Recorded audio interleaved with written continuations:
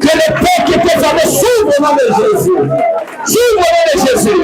Que des vies soient restaurées au nom de Jésus. Ce matin, Seigneur, donne la preuve de ta présence au milieu de nous.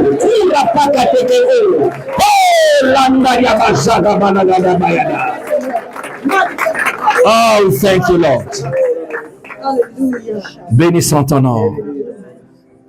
Dieu de mes prières, moi je t'adore. Divine Marie-France, avancez de chantre rapidement. Malakapalandelegebo, shitakapaladegue, ulekepaladaga, kurandelege. Ne sois pas distrait, ne sois pas distrait. Le Seigneur va commencer à travailler pendant que tu es en train de lui ouvrir ton cœur. Il a juste besoin que tu lui ouvres ton cœur. Dieu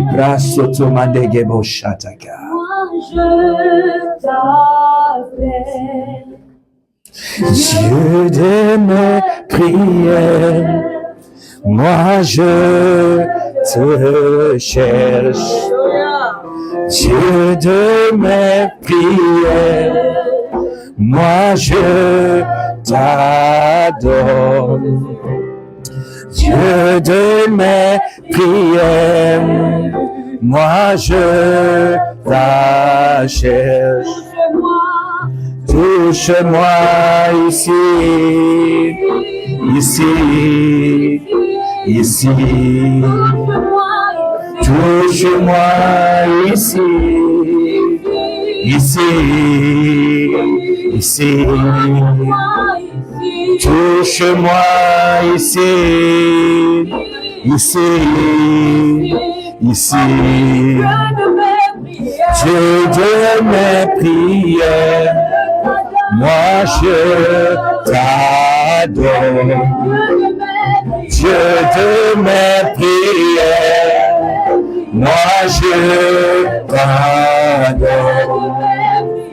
Dieu de mes prières, moi je te cherche. Touche-moi ici, ici, ici. Touche-moi ici, Shabrada de Bindaba. Et tu palado, ce palada. Touche-moi ici. Oh, et que pala que cahuta, que pande de guerre. Touche-moi ici. Il te visite. Que pala que plata, et carina de. Tu pala canala la saya. Tu peta la bala. Tu peta la cade. Tu as cancer. Tu as une maladie. Tu libères le corps. Au nom de Jésus. Par la main. Ah! Ah! Ce corps est le peuple. Et le peuple. Celui qui détruit le peuple. Dieu le détruira. La maladie est détruite.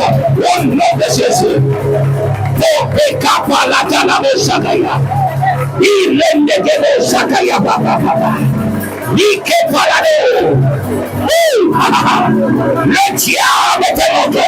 Sa belle-mère est une mauvaise. Mal de malade. Tu reçois la guérison. Tu reçois la guérison. Dans le nom de Jésus.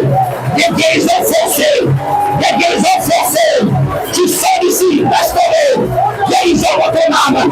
Guérison dans ton corps. Guérison dans tes poumons. Guérison dans le nom de Jésus. Guérison. Rentre dans le corps. Guérison. Rentre dans le corps. Au nom de Jésus. Matekete. Ukalabada. Ombelebeba. Yokabalakato. Upolekadare. Urabababa. Sapandelegede. Yopalagada yoha. Upalagebalabala. Epalapalapalapalapala. Masata kapolaya. Upalakapalangedego. Manteke palare. Uleke palandaraba. Upalakapalegere. Aucune maladie ne tiendra. Au nom de Jésus. Au nom de Jésus. Au nom de Jésus. Au nom de Jésus. Criez ça. Je suis guéri. Yes, je suis guéri. Tu vas déclarer maintenant les portes qui étaient fermées. Les portes qui étaient fermées. Les portes qui ont bloqué.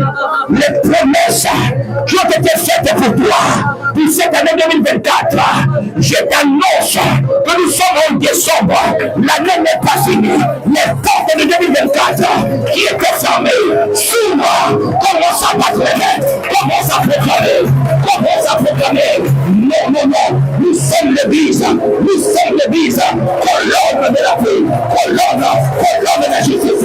Colonne mandatée par l'amour.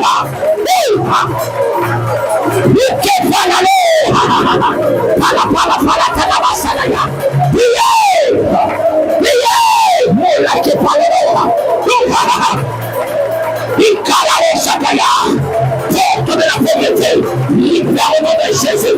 Porte de blocage, libère au nom de Jésus. Porte de chômage, libère au nom de Jésus. Il a fait palada, il est le Dieu de Philadelphie. Il met devant toi une porte ouverte que plus personne, je dis plus personne, ne pourra fermer. Même pas les sorciers, même pas les économistes, même pas les satanistes. Les portes s'ouvrent au nom de Jésus. Vas-y, vas-y, monte. Monte. Que l'huile de la faveur coule. Que l'huile de la faveur coule. Que l'huile de la faveur coule. L'huile coule.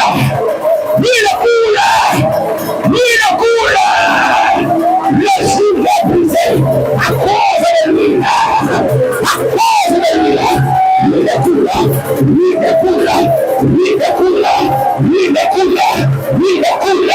Dans le nom de Jésus. L'huile coule. Dans le nom de Jésus.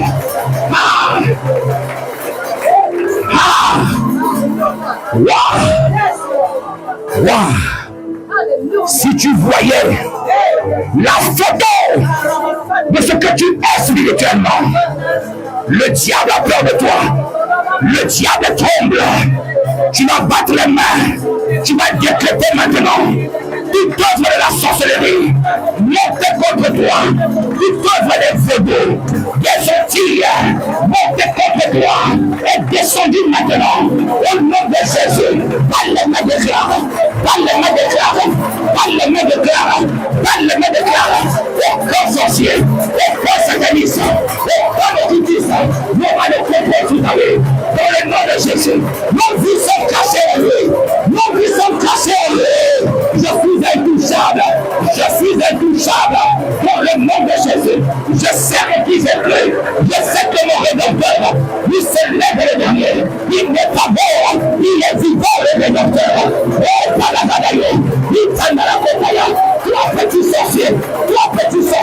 Je te taille en pièces. Dans le nom de Jésus. Je te taille en pièces. Dans le nom de Jésus. Je renverse les hôtels de la sorcellerie. Je renverse les hôtels du maraboutisme. Je renverse les hôtels des produits. Dans le nom de Jésus. Les miroirs sorcellériques soient brisés, renversés. Au nom de Jésus. Les potions sataniques soient renversées. Dans le nom de Jésus.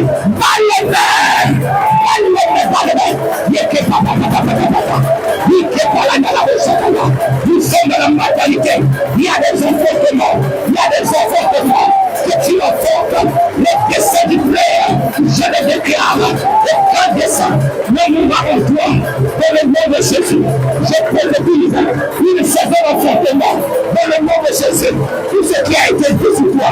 Tu l'enfantes. Oh la paix, la gadalou. Yataka parandegele. Uria mandalago. La kapalagedego. Lupeka la manteke paladaya. Je ne sais pas pourquoi ton voisin a arrêté de prier. Je ne sais pas pourquoi il a arrêté de battre les mains. Je ne sais pas pourquoi. Alors que le Saint-Esprit est en train de se mouvoir. Alors que le Saint-Esprit est en train de travailler. Je ne sais pas pourquoi il s'est arrêté. Mais qui êtes-vous venu voir? Est-ce qu'un homme?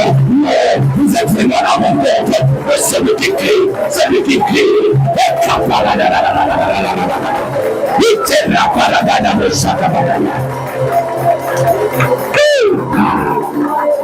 Yamasa takabala. Linde paladolo sokoda. Le palakata le hande gebalaha. Kuria balege dege. Au sortant de cette église, tu accèdes à une nouvelle dimension de l'esprit prophétique. Dans le nom de Jésus. Dans le nom de Jésus. L'esprit prophétique s'attache à toi. L'esprit prophétique s'attache à toi.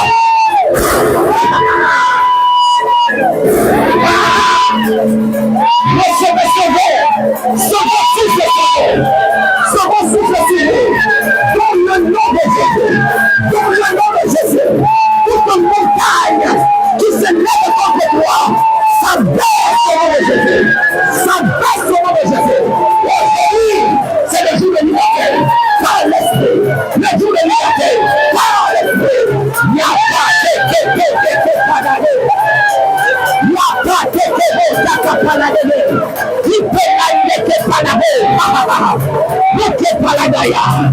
Donne-moi, Seigneur. Donne-moi, Seigneur. We need. Cobra hande de borne brosca. Che parla de gol, parla de. Niente che parla la hande che parla de. Niente mantele de sakata brandi la hande de. Oh, imparado. Se makaraba de gele. Yamande le gebero sata kabala. Wow. Saint-Esprit. Thank you. Comme toi tu veux, comme toi tu l'as souhaité. En tout temps, nous sommes là. Nous sommes disposés, disponibles. Fais ton œuvre. Que personne sorte de cette salle telle qu'il est rentré. Dans le nom de Jésus. À ta rencontre, les choses changent. Que Dieu visite un frère, Dieu visite une soeur. Dans le nom de Jésus. On acclame bien fort le Seigneur. Acclame bien fort le Seigneur. Acclame bien fort le Seigneur. Acclame bien fort le Seigneur.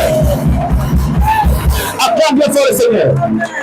Le Dieu qui a ouvert les yeux à quelqu'un qui a perdu la vue par mes mains te visite aujourd'hui.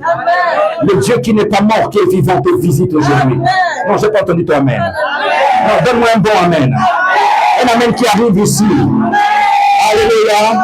Avant de t'asseoir, salue et bénis la personne qui est à côté de toi. Ne le salue pas de manière ordinaire. Il n'est pas ordinaire. Salue-le. Ça veut dire, je te salue et je te communique quelque chose. Pierre a dit, je n'ai ni or ni argent, mais j'ai quelque chose à donner. Je te le donne. Alléluia. Waouh. Waouh.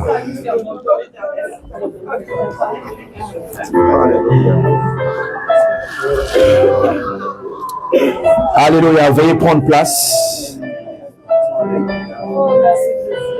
Waouh. Amen. C'est une grâce d'avoir un Dieu des miracles. Frère, si tu ne vis pas le miracle, pose-toi une question. Est-ce que tu es un enfant de Dieu? Quelqu'un m'a compris? Dieu est palpable. Ouais. Si tu n'agis pas, Dieu, je ne te donne pas ma vie. Ma vie est précieuse. Lui m'a donné ça, j'ai pris.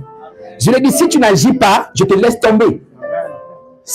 L'alliance, c'est un contrat, c'est des accords. Qu'est-ce que toi tu mets dans le contrat d'alliance que tu as avec Dieu?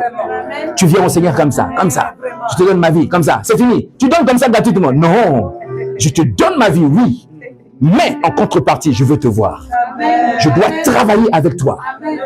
Nous devons redevenir l'église. Amen. Hein? Alléluia. Bon, on va essayer de parler un peu. Je vois qu'il est 13h42.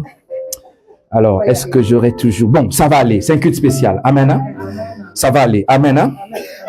Alors, je ne peux pas commencer de prêcher sans plutôt que je puisse apprécier la grâce que j'ai dans ma vie. Ouais. Il faut savoir apprécier les grâces que tu as dans ta vie. Vous savez, il y a des personnes qui viennent pour te retarder, mais il y a d'autres qui viennent pour t'accélérer. Amen. Hein? Est-ce que je parle à quelqu'un? Dis à ton voisin, il y a des personnes qui sont faites pour t'accélérer. Bon, dis-lui, voisin, accélère-moi. Amen. Wow. En tout cas, mission restauration, écoutez, j'ai juste envie à chaque fois que je viens ici de prendre ma soeur, de l'emmener avec moi.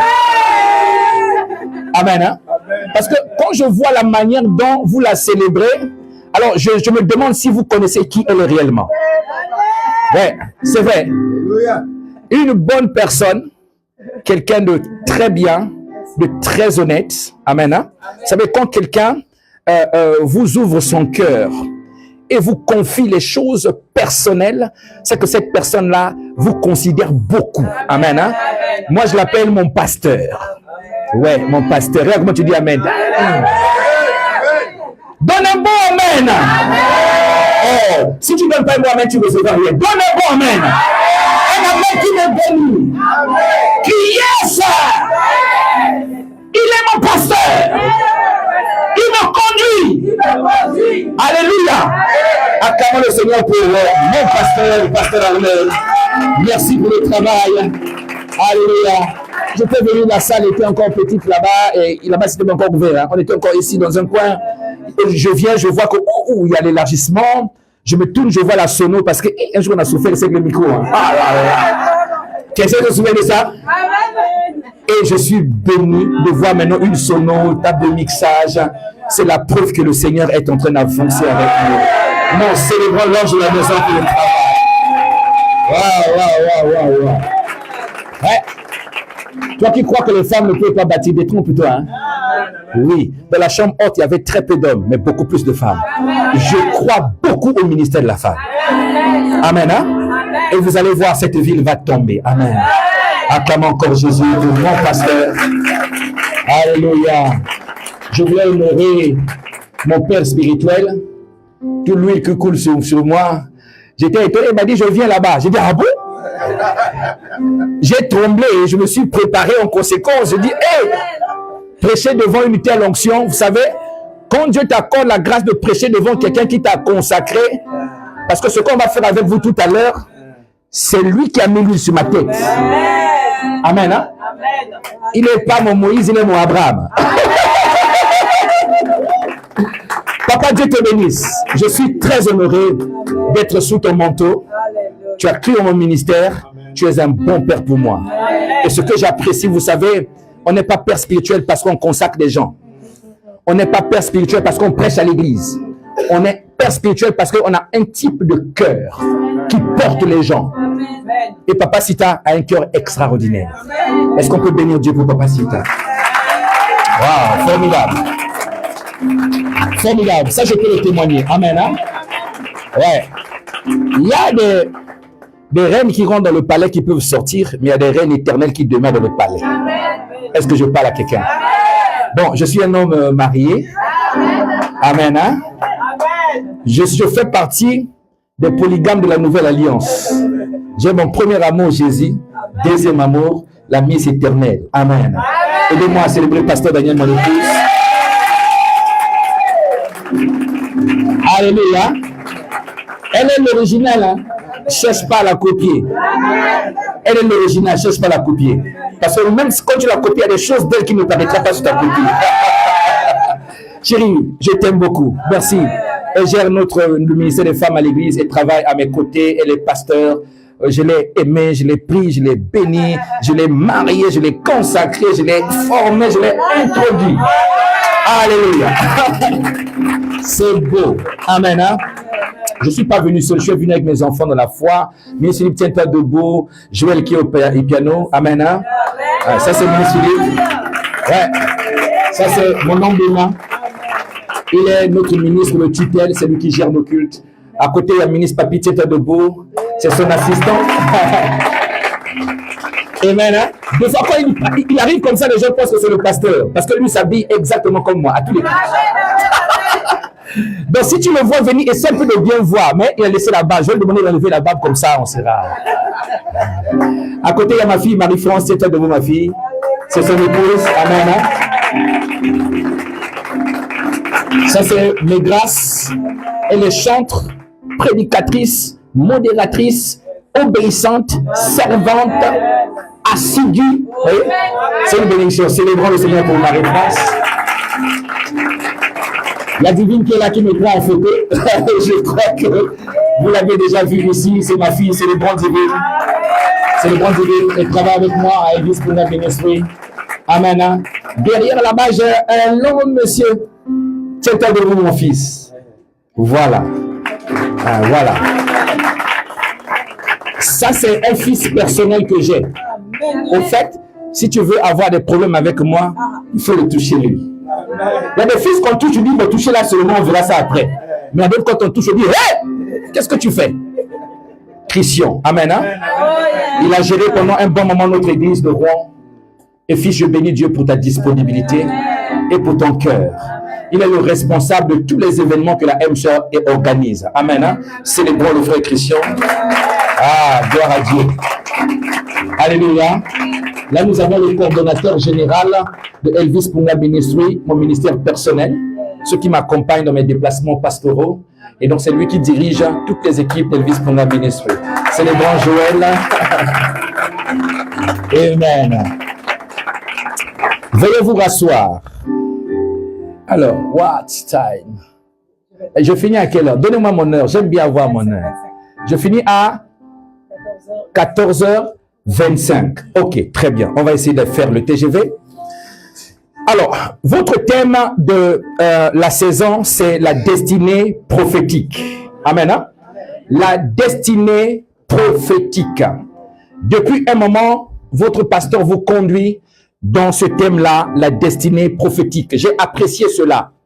Parce qu'il y a deux choses dedans. Il y a destinée et puis il y a prophétique. Alors je me suis dit, qu'est-ce que je vais dire? Un grand thème comme ça, c'est un thème fleuve. Amen. Hein? Et comme il y a des consécrations aujourd'hui, vous savez, la destinée a plusieurs choses. Mais spécialement, Dieu m'a mandaté pour te parler de la destinée missionnaire. Dire quelqu'un la destinée missionnaire. Donc, le sous-thème que j'aborderai aujourd'hui, c'est 5 étapes de la destinée missionnaire. 5 étapes de la destinée missionnaire. Les 5 étapes qui te permettent de rentrer dans ta mission. Amen. Hein? Regarde le voisin de gauche, dis-lui 5 étapes pour la destinée missionnaire. Au voisin de droite, 5 étapes pour la destinée missionnaire. À celui du derrière, 5 étapes pour la destinée missionnaire. Au voisin du devant, 5 étapes pour la destinée missionnaire. Seulement à celui qui t'a souri, 5 étapes pour la destinée missionnaire. Et acclame Jésus parce que tu es formidable. Yes, Lord.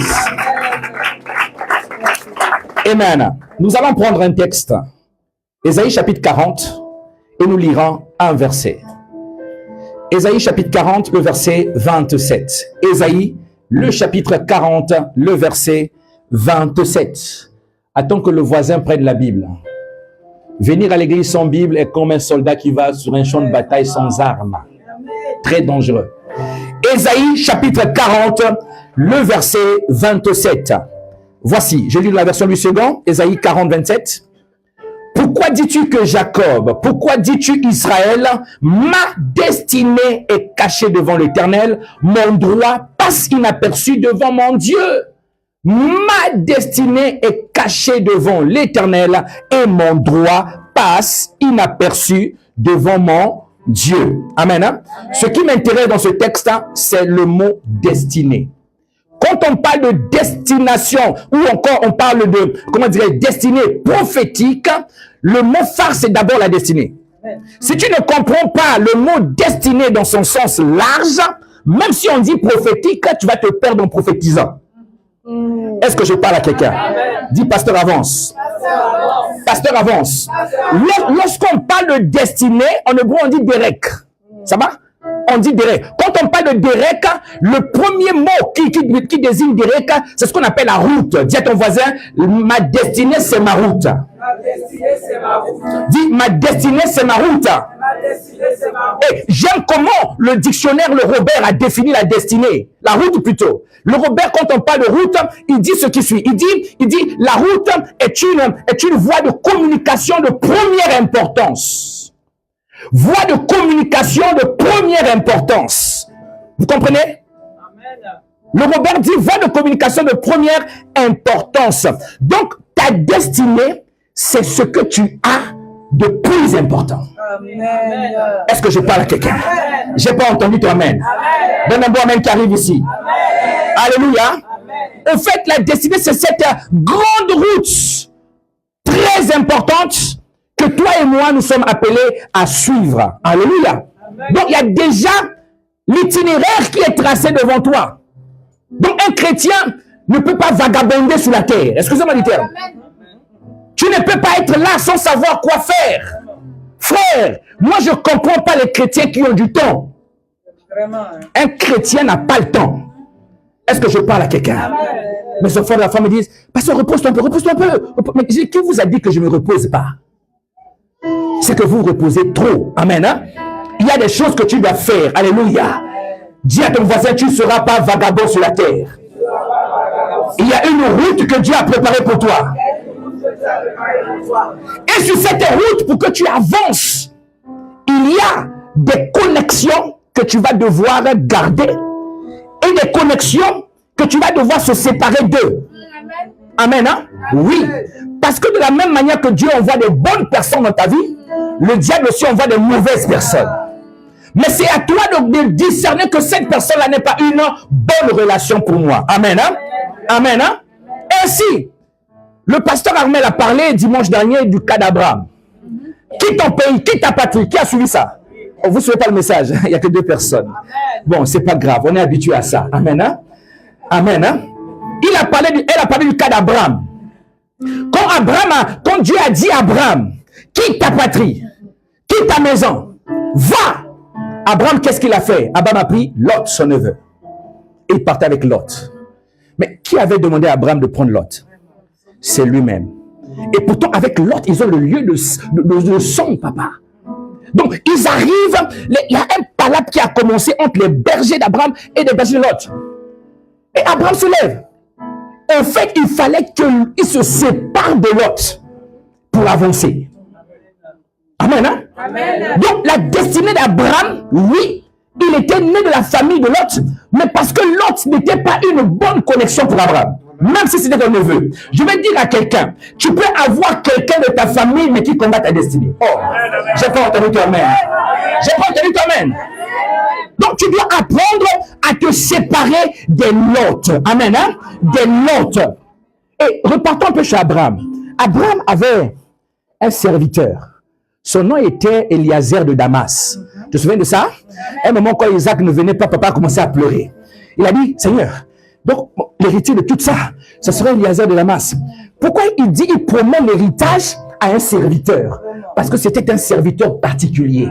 Amen. Hein? Lorsque Isaac est venu, Eliezer de Damas faisait partie des personnes qui sont parties chercher une femme pour Isaac. Tu comprends? Il faut que tu te quittes, tu observes bien, tu discernes qui est ton Eliezer de Damas, qui peut t'accompagner sur le chemin de ta destinée. Amen. Hein? C'est quelqu'un qui sert ta vie. Oui. Est-ce que je parle à quelqu'un? Acclame le Seigneur que tu reçois cette grâce. Acclame le Seigneur que tu reçois cette grâce. Alléluia. Eliezer de Damas fait partie des personnes qui ont accompagné Abraham. Oh, mon pasteur, j'étais béni qu'on ait découvert ça. Ils ont accompagné Abraham à la montagne. Vous voyez? Ils n'étaient pas que deux, rassurez-vous. Il y avait Eliezer de Damas qui était là. Donc, pendant que Dieu était en train d'expérimenter la foi d'Abraham, Eliezer de Damas était là. C'est des partenaires de destinée. Amen. Des gens qui seront toujours là, dans les bons et dans les mauvais moments. C'est des bons complices, pas des mauvais complices. Alléluia. Dans le dit Seigneur, je reçois mon Eliezer de Damas. Au nom de Jésus. Amen. Deuxième mot, quand on parle de Derek, Derek veut aussi dire chemin. Le chemin, c'est quoi? C'est un couloir qu'on a ménagé pour toi. Un chemin mène vers la grande route. Amen. Hein? Dis à ton voisin, le chemin mène vers la grande route. Quand on parle de chemin de la destinée, c'est un couloir qui te permet d'arriver sur la voie principale qui t'emmène à accomplir le but de Dieu dans ta vie. Dis le chemin. Dis le chemin. Dis le chemin. Donc, c'est une route par laquelle tu dois passer. Il y a dans la vie d'un enfant de Dieu des chemins que toi tu dois trouver. Amen. Hein? Des chemins que tu dois trouver. Mais comme la destinée est programmée par Dieu, moi et toi nous ne connaissons pas, il faudra que tu apprennes à placer ta confiance en lui. La Bible dit, Psaume 84, 6, heureux ceux qui placent en toi leur appui, ils trouvent dans leur cœur des chemins tout tracés. Ou dans leur cœur, pas sur la carte de France. Il y a des chemins qui sont écrits dans ton cœur. Ainsi, tu peux te retrouver comme ça, en train de faire quelque chose, toi-même tu ne sais pas pourquoi tu le fais, mais tu sens devant lequel il faut seulement que tu fasses ça. C'est un chemin que Dieu a préparé pour toi. Je prie que tu trouves tes chemins au nom de Jésus. Que tu trouves tes chemins au nom de Jésus. Alléluia. Et tant que tu ne suis pas ces chemins, tu ne peux pas rentrer dans la grande route qu'on appelle la destinée. Mais les chrétiens suivent d'autres chemins. Chemin du mensonge. Comment tu peux être chrétien? Tu mens beaucoup. Oui, tu mens. Et le chrétien te ment, il sourit. Donc, non seulement il est menteur, il est aussi moqueur. Il te ment, il se moque de toi, il sourit. Il est tranquille. Amen. Hein? Amen. Dis à ton voisin, abandonne le mensonge. Non, pas toi le voisin, dis voisin, abandonne le mensonge. Bah, abandonne le chemin du mensonge. Le chemin de la chair. Oui. Nos églises sont remplies de la duplicité. Les chemins de la duplicité, le cœur double. Tu ne manifestes pas ton avis clair. Tu fais comme si tu es d'accord et tu sors. Mais dans ton cœur, tu n'es pas d'accord. Dès que tu croises un marchand, tu commences à lui vendre ce que tu as dans ton cœur. Est-ce que je parle à quelqu'un? Il faut que tu quittes le chemin de l'hypocrisie. Je décrète une saison de délivrance au nom de Jésus. Yes! Je me libère de la chair. Au nom de Jésus. Alléluia. Le chemin du péché est un frein sur ta destinée. Oui. Ça te bloque, ça te freine. C'est ça. Mon ami, tout chemin ne mène pas à Rome. Celui qui habite, il a menti. Tout chemin ne mène pas à Rome. Vous savez pourquoi? À Rome, on va voir le pape. Mais nous avons notre pape à nous. Amen. Hein? Qui est lui-même le chemin. Il est lui-même la vérité. Il est lui-même la vie. Je pensais que tu allais célébrer Jésus. Le pape est le prêtre de la nouvelle alliance. Alléluia. Alléluia. Et Dieu est venu déjà t'offrir le chemin. Thomas a dit, oh, mais nous ne connaissons pas le chemin. Il dit, Thomas, vous ne savez pas, moi je suis le chemin. Amen. Thomas regarde, il dit, hey, je ne suis pas le chemin du mensonge, mais je suis la vérité. Amen. Quand tu veux rentrer dans ta destinée, sois quelqu'un de vrai. Amen. Vous savez, les gens vrais, on a peur d'eux. Hein? Quand tu es trop vrai, on dit, il est trop clair. Et moi, je suis comme ça. Hein? Pasteur, tu dis des vérités sans réfléchir. Pourquoi tu veux que je réfléchisse en te disant la vérité? Amen. Il dit, je suis la vérité. Deuxième affirmation, il dit, le chemin qui mène à la destinée est un chemin où on trouve la vie. Je suis la vie. Est-ce qu'il y a la vie en toi?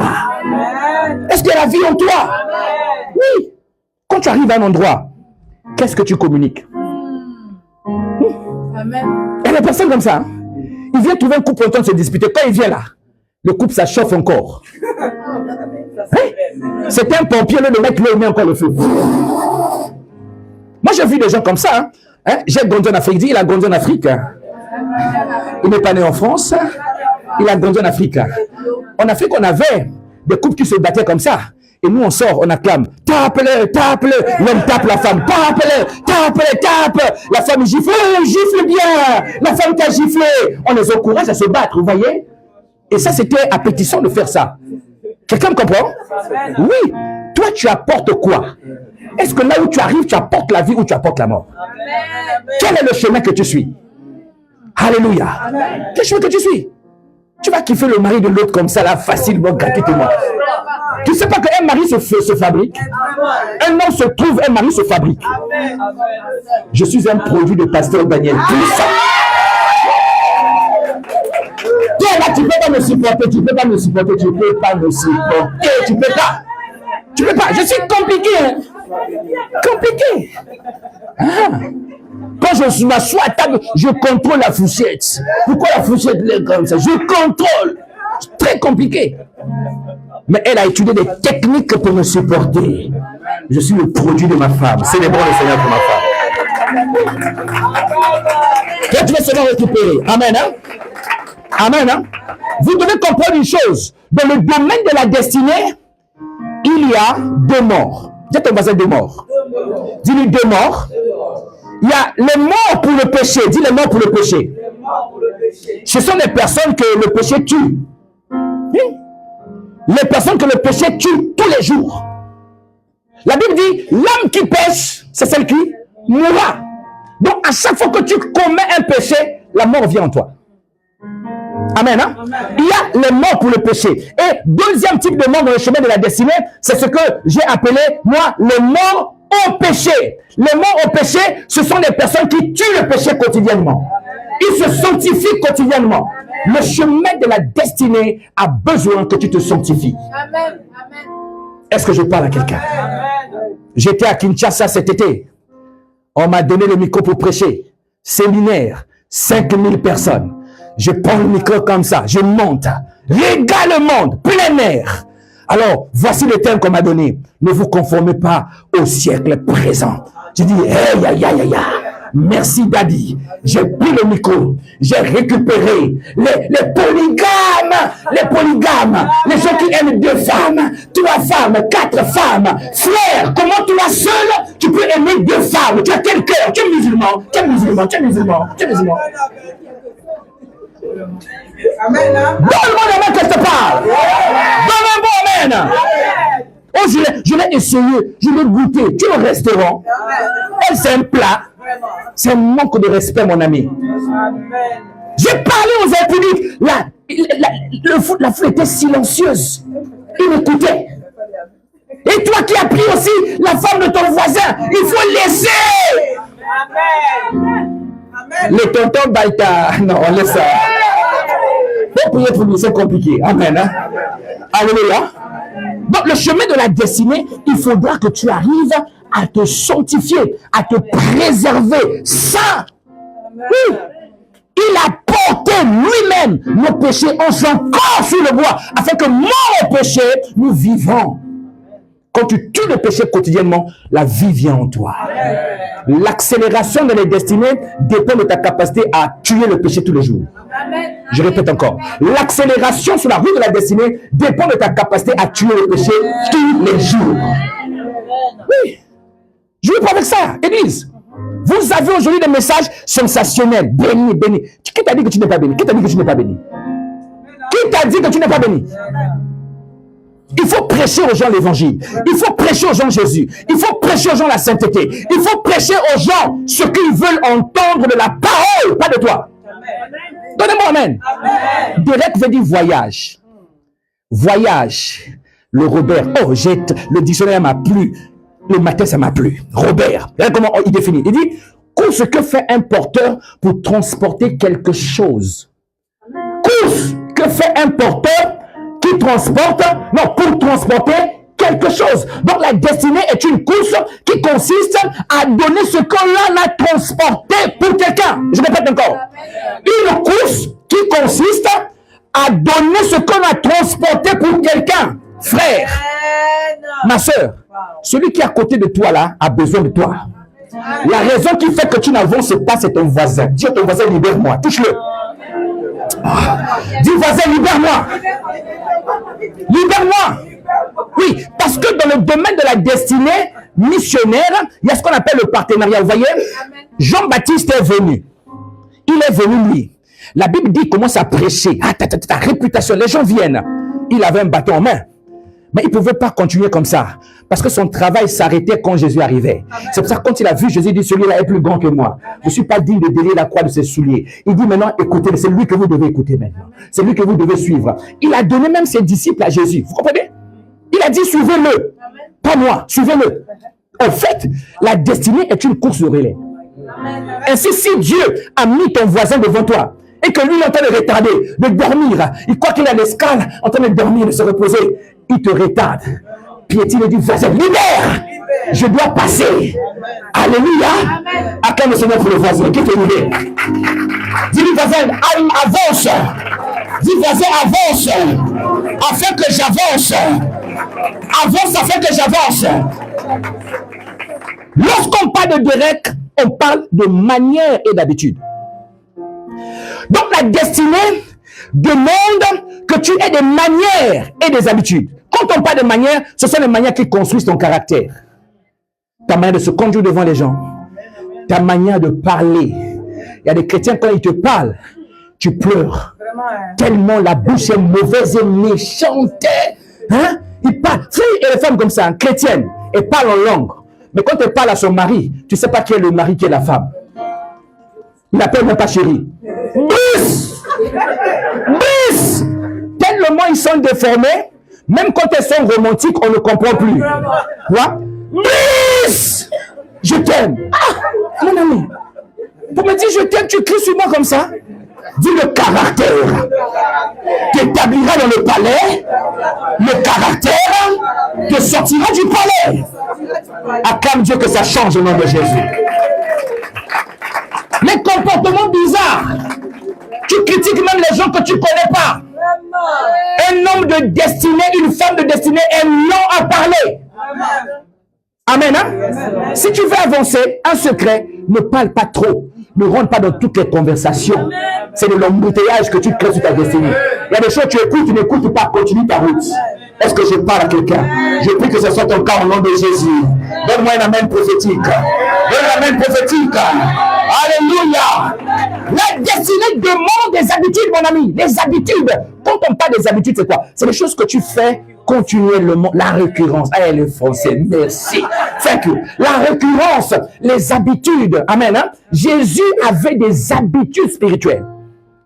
Il n'a pas accompli sa destinée parce qu'il était le Fils de Dieu. Non, demande.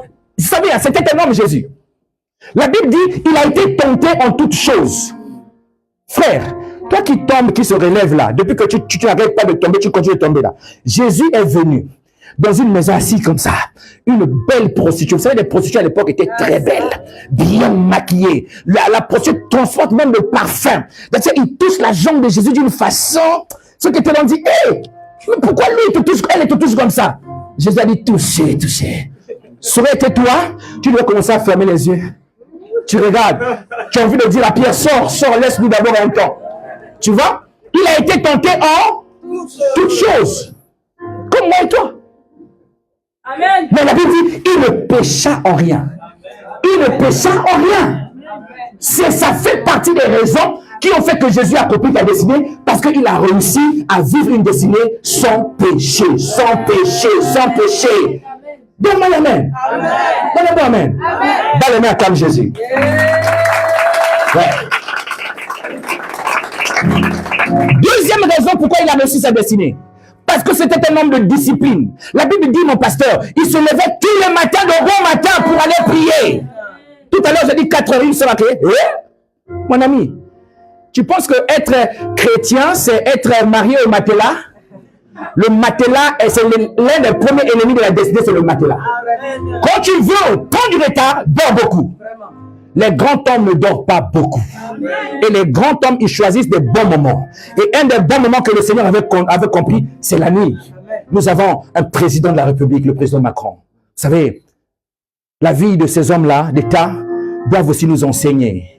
Ne prends pas son côté briquetier, fabriqué, maçon, toutes ces choses-là, hein, plancher, tout ça. Laisse ça à côté. Mais regarde un peu le bon côté. C'est pour ça que vous devez avoir, si tu veux aspirer à la grandeur, il faut que tu apprennes aussi à suivre des documentaires des grands hommes.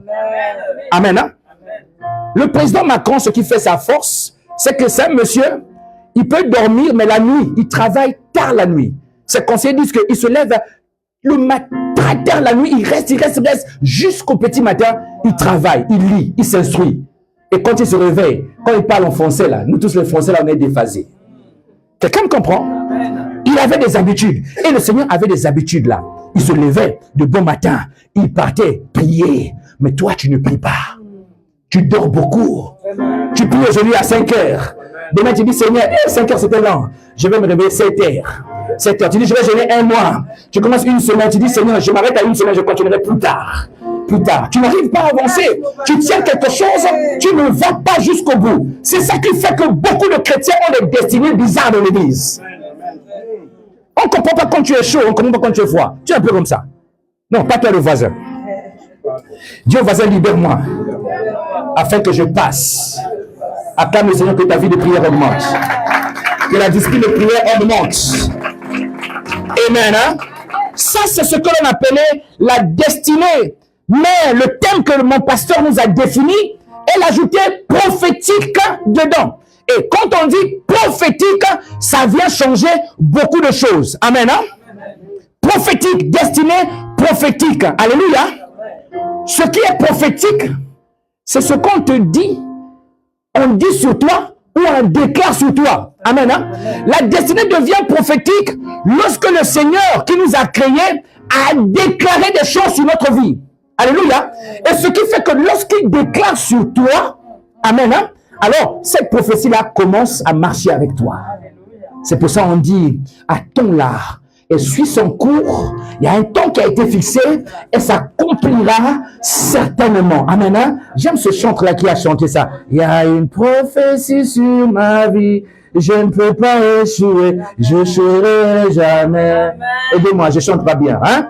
Mais comprenez ce que je dis. En fait, chaque enfant de Dieu traîne sur lui, avec lui, une destinée prophétique. Il y a des choses que Dieu a dit sur toi. Jérémie, je t'appelle. Je ne sais pas parler. Non, c'est pas ça que je te dis. Je te dis qu'il y a une prophétie dans ta vie. Tu as une destinée prophétique avant que tu ne sois formé. Ah! Il dit, je te connaissais. Seigneur, je n'étais pas là, comment toi tu me connaissais? Destinée prophétique. Ta vie là, c'est pas rien. Ta vie, c'est pas rien. Il y a quelque chose en toi. Vous savez, quelqu'un m'a dit, pasteur, explique-nous pourquoi les occultistes comprennent le spirituel plus que nous. Je l'ai dit, le problème, c'est que toi et moi, nous avons la Bible. Pas que la Bible est un problème, mais le problème, c'est nos rapports avec la Bible. Nous avons beaucoup de versets. Tu commences Matthieu, Jean. D'autres citent des chapitres qui ne sont pas de la Bible. Mais on a trop de versets dans nos textes. Et les versets sont faits pour aller soutirer des principes. Oh, les occultistes, les satanistes, ce qu'ils font leur force, c'est qu'eux, ils n'ont que le principe. On va leur dire chaque matin, à 6h02, tu dois te lever et dire Kara.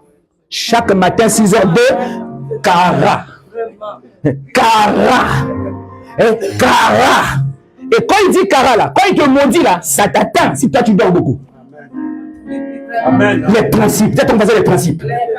C'est les principes qui font fonctionner le monde spirituel. Donc un homme qui a, une femme qui a une destinée prophétique, c'est quelqu'un qui est spécial. Dis, je suis spécial. Je suis spécial. Et la destinée prophétique transporte un but assigné à ta vie. Et c'est ce but-là qui fait de toi quelqu'un d'extraordinaire. C'est pour ça que tu ne dois pas copier quelqu'un.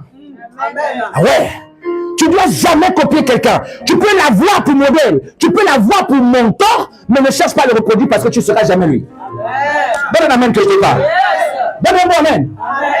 Parce que vous voyez, quand tu prends une feuille, ok, tu veux faire une photocopie. Si cette feuille transporte les erreurs, quand tu vas imprimer, toi la photocopie, tu auras les erreurs de la feuille. Quelqu'un m'a compris? C'est pour ça que c'est très dangereux de copier quelqu'un. Dis, je suis l'original de moi-même. Que tu m'aimes ou tu m'aimes pas, je suis comme ça. Je ne changerai pas à cause de toi, Jésus m'a déjà changé. Et attends le Seigneur en regardant le voisin. Regarde-le, regarde-le. Regarde-le, regarde-le. Alléluia. Il y a une prophétie sur ta vie. Alléluia. Dis à ton voisin, tu transportes la prophétie. Qui fait de toi un vainqueur. Qui fait de toi un victorieux. Alléluia. Acclame le Seigneur. Acclame le Seigneur. Wow. Le texte que mon pasteur a lu le dimanche dernier, de Jérémie 1. J'ai suivi le culte de mon pasteur, c'est le deuxième texte. De Jérémie 1.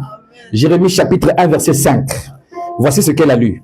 Avant de t'avoir formé dans le sein de ta mère, je t'ai choisi et avant ta naissance, je t'ai consacré. Je t'ai établi prophète pour les nations. Voyez?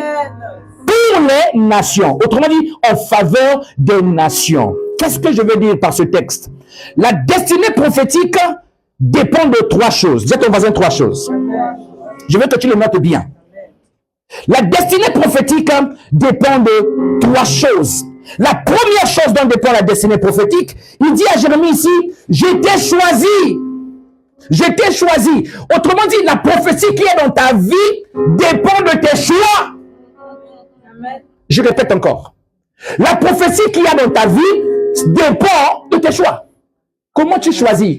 Regarde Dieu qui appelle le peuple, je mets devant toi le bien et le mal. Je te conseille de choisir le bien. Je mets devant toi la bénédiction et la malédiction. Je te conseille de choisir. Tu deviens ce que tu choisis tous les jours. Qu'est-ce que tu choisis? Et même, laisse-moi te choquer, la foi fonctionne aussi selon les choix. Un homme de Dieu a dit, la foi n'existe pas. On a créé sur lui. Hein? La foi n'existe pas. Oh, comment ça? C'est un cours de théologie. Il dit, la foi n'existe pas. Pourquoi? Parce que la foi, à un moment où tu es face à la situation, la foi n'est pas là. La foi, elle vient. La Bible, la foi vient de ce que. Qu'est-ce que tu entends? Quand tu entends, tu choisis ce que tu veux entendre.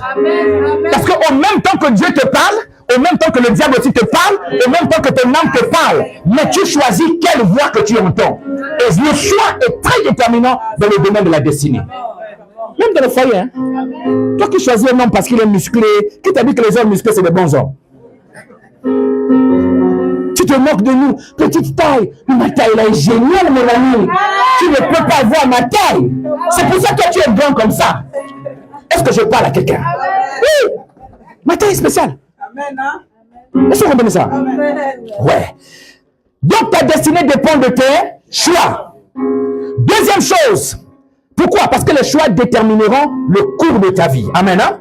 Deuxième chose. La destinée prophétique. Il dit à Jérémie, j'étais consacré. J'étais consacré.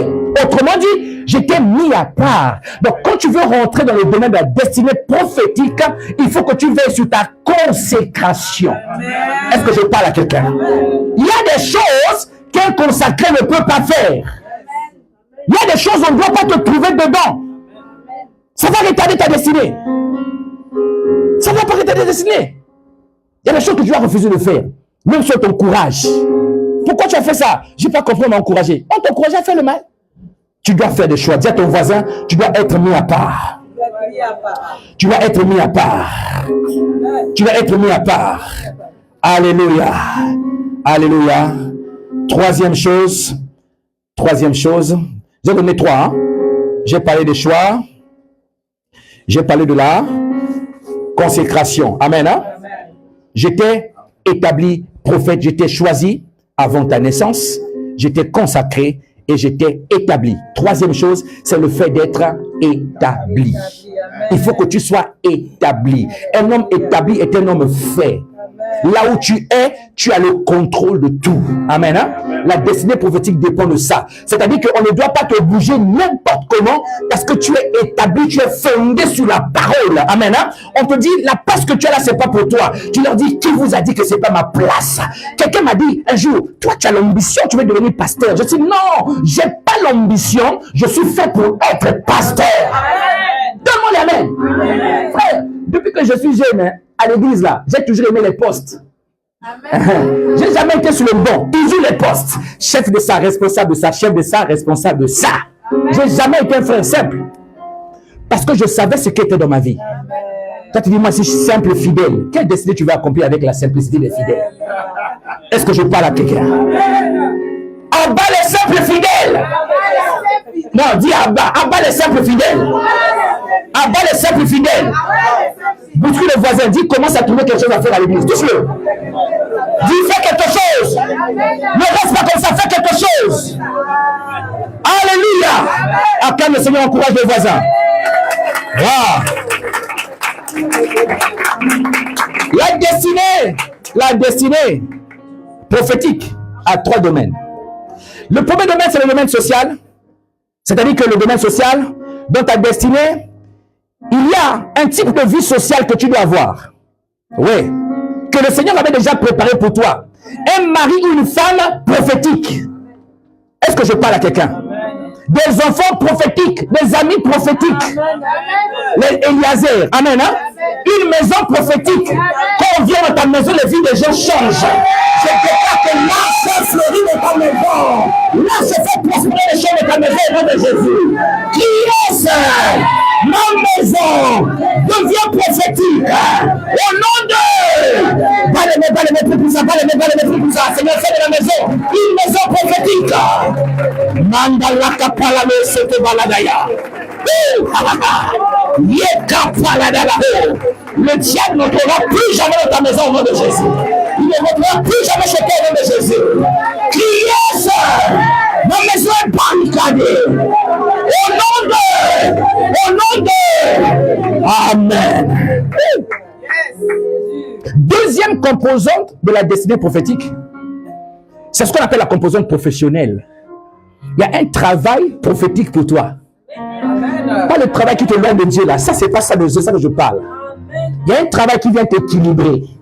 Même quand tu es appelé à plein temps, il y a un travail qui t'équilibre.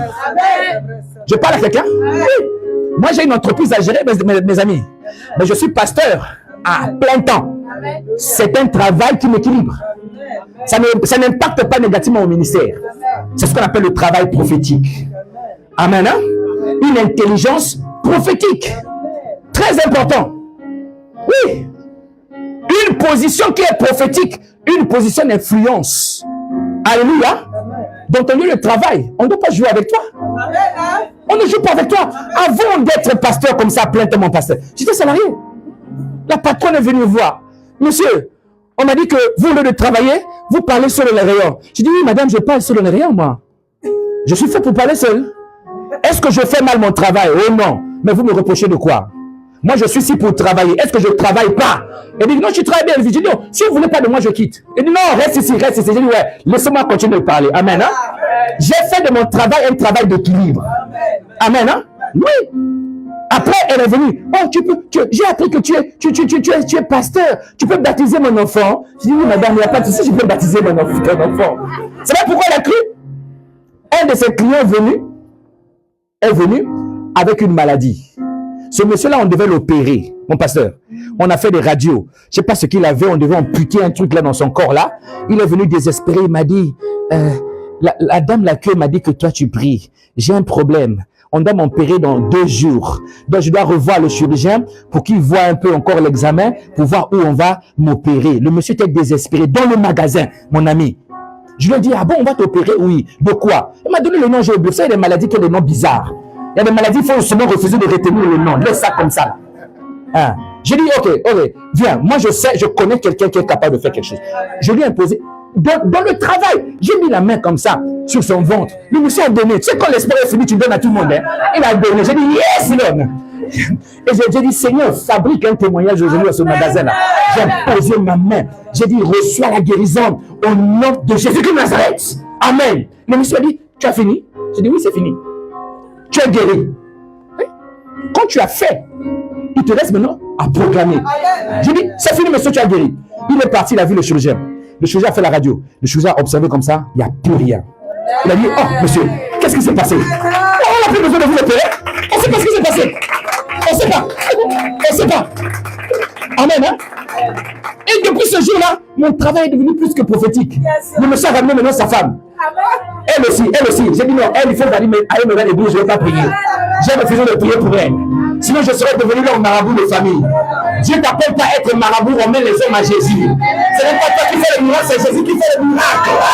Donne-moi, amen. Dis Jésus, mon miracle. Ensuite, il y a la composante missionnaire. Le ministère prophétique qui est attaché à ta vie. Il y a une mission prophétique avec une gloire prophétique qui t'attend. Tant que tu ne rentres pas dans la composante missionnaire, tu n'atteindras jamais le but. Je répète encore. Tant que tu ne rentres pas dans la composante missionnaire de ta destinée, tu n'atteindras jamais le but. Dieu mettra sur toi la gloire si seulement si tu rentres dans ce qui est à toi. Oui. La mission, mon ami. La gloire ne vient pas parce que tu es belle. Les belles femmes dans le royaume, c'est pas les femmes. La beauté que c'est là, on ne sait plus où vous êtes. Hein? fond de teint, teinté, cheveux artificiels, ongles artificiels, bouche artificielle, oreille artificielle, tête artificielle. Il y en a qui changent même de tête. Bébélisation du corps, on a mis des bébés, on a changé. Et tu te mets comme ça, tu es devenu bizarre. Vous voyez? Il y a tellement des artifices actuellement, on ne sait plus. La gloire de Dieu ne vient pas de ton corps. La gloire de Dieu dépend de ton ministère. Est-ce que je parle à quelqu'un? Est-ce que je parle à quelqu'un? Ne soyez pas complexés, mon ami. Alléluia. S'il y a quelque chose que je déteste sur les femmes, c'est les perruques. Je déteste les perruques. Oui, ma femme souffre. Chaque fois qu'elle met des trucs là, je dis, je ne veux pas l'embêter parce que je ne veux pas la perdre. Des perruques, une femme normale, tu mets des cheveux rouges, cheveux verts. Comment tu peux avoir des cheveux verts? Tu es un monstre. Et puis tu dis, je suis prophétique. Quel prophétique? L'ange qui est même accompagné à ta vie, tu oublies même. Oui. Tu sors le matin, l'enfant te voit. Maman. Quand tu reviens, tu laves le maquillage, l'enfant fait ça. L'enfant sait même plus si c'est toi ou c'est pas toi. Est-ce que vous comprenez ça? Dis, pasteur, avance. Pasteur, avance. Vous devez regarder à l'essentiel. Amen. Hein? Vous devez regarder à l'essentiel. Alléluia. C'est d'abord la mission qui est essentielle. Acclamons le Seigneur. Je te donne les 5 étapes et puis je vais atterrir là. Amen. Hein? Je te donne les 5 étapes et je vais atterrir là. Les 5 étapes qui te permettent de rentrer dans la destinée missionnaire. Voici. Comprenez d'abord que le plus grand ou le premier des hommes a échoué. Une des raisons, c'est parce qu'il n'est pas passé par des process. Dieu a pris la terre directement comme ça, il est sorti. Le deuxième homme qui vient, qu'on appelle le second Adam, lui, il est passé par des process. Il est venu, 9 mois dans le ventre, il a tourné, après il est sorti, après il a grandi comme un homme normal, et c'est pour ça qu'il n'a pas échoué. Vous comprenez? Dis à ton voisin, le ministère demande des processus. Dis, le ministère demande des processus. Amen. Hein? Et les processus dans le ministère ne sont pas faits pour tout le monde. C'est réservé à ceux que la Bible appelle des Josué. Là, j'aimerais que les consacrés m'écoutent bien et qu'ils me regardent bien. Je me délunette à cause de vous. Aidez mon français, comprenez. Amen. Hein? Je suis un français noir. Mais je suis fier d'être français quand même. Alors, je vais me délunetter pour toi. Et regarde, les étapes du ministère sont réservées à des personnes qu'on appelle des Josué. Josué 1. La Bible dit ce qui suit. À la mort de Moïse, serviteur de l'Éternel, l'Éternel dit à Josué, fils de Nun, serviteur de Moïse. Les Josué, ce sont des personnes qui servent leur berger. Amen. Amen. Écoutez-moi bien. Servir Dieu en servant un homme. Très important. Donc il dit, j'ai mon ministère dans l'église. Ton ministère n'est pas ici, c'est en toi. Mais ici, il y a un homme qui a le ministère dans l'église, une femme qui a le ministère dans l'église, qu'on appelle le pasteur de l'église, le pasteur Armel. Tous ceux qui sont à mission restauration, vous servez Dieu en servant le pasteur Armel. Elle est servante de Dieu, vous êtes ses servantes et ses serviteurs. Et là, comment tu n'attends pas ton Amen, petit? Oui, c'est la Bible qui a dit ça. Et tu dis, va à gauche, tu vas à gauche. Va à droite. Tourne là. Viens là, tu viens. Assois-toi là, tu t'assois. Tu ne bouges pas et tu bénis Dieu pour sa vie. Amen. Alléluia. Amen. Servir son berger, un Josué. Deuxième critère de ce qu'on appelle Josué, la Bible dit ici, Nombre 11, 28. Et Josué, fils de Nun, serviteur de Moïse, depuis sa jeunesse, prit la parole et dit, Moïse mon Seigneur, Moïse mon Seigneur, Moïse mon Seigneur. Josué appelait Moïse son Seigneur. C'est ce qu'on appelle la loi de l'honneur. Amen. Hein? Les Josué, c'est des personnes qui sont appelées à honorer leur Moïse. Alléluia. Vous devez honorer votre pasteur. Amen. Hein? L'honneur, c'est pas bonjour daddy. Non, ça c'est votre idolâtrie. Ça va? Qu'on fait comme ça. Bonjour daddy. Et puis daddy dit, oh yes, relève-toi. C'est pas l'honneur ça. Tu honoreras ton père et ta mère. Là, on parle de l'honneur. Quand on parle de l'honneur, il y a un mot qui me revient, c'est honoraire. Honoraire. Alors toi, tu as déjà honoré le pasteur Armel. Quel honoraire as-tu payé au pasteur Armel? Lorsque on va voir un avocat, on parle des honoraires d'avocat. Amen. Hein? L'argent que tu donnes à l'avocat pour son travail. La Bible dit, faites preuve de vos biens à celui qui vous enseigne la parole. Donc, dans le domaine de l'honneur, il y a aussi le bien que tu donnes au pasteur. J'ai pas aimé ton amen. Non, j'ai pas aimé ton amen. Donne-moi amen. Oui. Honoraire. Important. Ça va? Alors, pose-toi la question. Quel cadeau tu lui as déjà donné? Toi. Non, pas toi le voisin. Touche voisin. Dis voisin. Quel cadeau? Quel cadeau? Chers consacrés, moi je ne consacre pas à la MCA si vous n'avez pas une enveloppe de consécration. Moi là, pour prier là, aujourd'hui là, mon pasteur, je suis venu, j'ai pris mon écharpe sacerdotale. C'est pas moi l'ange de cette maison. Si les consacrés là ne préparent pas une offrande de consécration, je ne prierai pas pour eux. C'est le désordre. Merci. Oui, je m'excuse. C'est le désordre. Chaque fois que je consacre mes fils, je leur dis, hé les gars, préparez, c'est moi qui défile les montants. Vous les ministres, tant. Vous les titres, tant. Vous les titres, tant. Pourquoi? C'est biblique. La Bible dit, avant de venir ces offres, il dit, préparez-moi un mets, venez, moi je mange. Un mets comme j'aime, je mange, mon cœur se réjouit. Il y a des offrandes qui réjouissent le cœur. Toi, tu viens, tu donnes à ton pasteur 10 euros, t'es maudit. C'est tout ce que j'ai. La femme là avec la petite pièce. Toi, tu la femme la petite pièce. T'es maudit. Des choses sans valeur que vous donnez aux serviteurs de Dieu, c'est de la moquerie, c'est une honte. Est-ce que je parle à quelqu'un? Acclamons les consacrés pour les offrandes. Distribuez les enveloppes. Protocole, donnez aux consacrés les enveloppes. Celui qui ne remplit pas l'enveloppe ne passe pas ici. Donnez-moi la main. Les honoraires du berger. Alléluia. Vous imaginez si elle n'avait pas son travail séculier, elle devait vivre comment? Elle est ici, en semaine, plein de programmes. Elle devait vivre comment? Donne aux consacrés d'abord. On va commencer par vous. Après, on finira par le peuple. Dis au voisin, la porte sera fermée, tu ne sortiras pas. Ouais, amen. Hein? Les Josué exécuta les ordres de l'Éternel à Moïse, son serviteur. Josué exécuta les ordres de l'Éternel à Moïse, son serviteur. L'exécution des ordres. On te dit, quitte, tu quittes. Viens, tu viens. Va, tu vas. Amen. Le bout de part. Amen. Les Josué, c'est des gens qui exécutent. Ce sont des exécutants. Oui. Même si tu entends Dieu, mais dans le domaine de la direction, Dieu ne parlera jamais avec toi. Amen. Le frère de Moïse et sa sœur. Nous aussi, on entend Dieu. Tu parles comme ça. Nous aussi, Dieu nous parle. Tu te crois quoi, Moïse? Dieu est venu le voir. Hey, bonjour, petit. Je parle pas avec vous. Je parle qu'avec lui. Il parlait quoi? De la direction. Amen. Tu ne peux pas venir donner une direction dans la maison de ton père. Amen. Quand tu deviens un père, ok? Toi aussi, tu donnes la direction à ta maison. Un jour, mon père est venu chez moi. Il m'a dit, ta femme doit te faire la table. Ta femme doit te faire la table. Parce qu'elle a vu, moi, je me suis servi à ma mère, j'ai mangé pour moi. Bien, j'étais content. Il me dit, ta femme doit te faire la table. J'ai dit, papa, qui t'a dit que la femme doit me faire la table tous les jours? Qui t'a dit ça? Amen. Mais c'est comme ça que ça marche, mon enfant. Je dis, non, papa, ça ne marche pas comme ça. Ma femme, ce n'est pas maman. Toi, tu n'es pas moi. Ici, le chef de la maison, c'est moi. Amen. Donc, dans la maison, il y a un chef qui donne des ordres. Amen. Hein?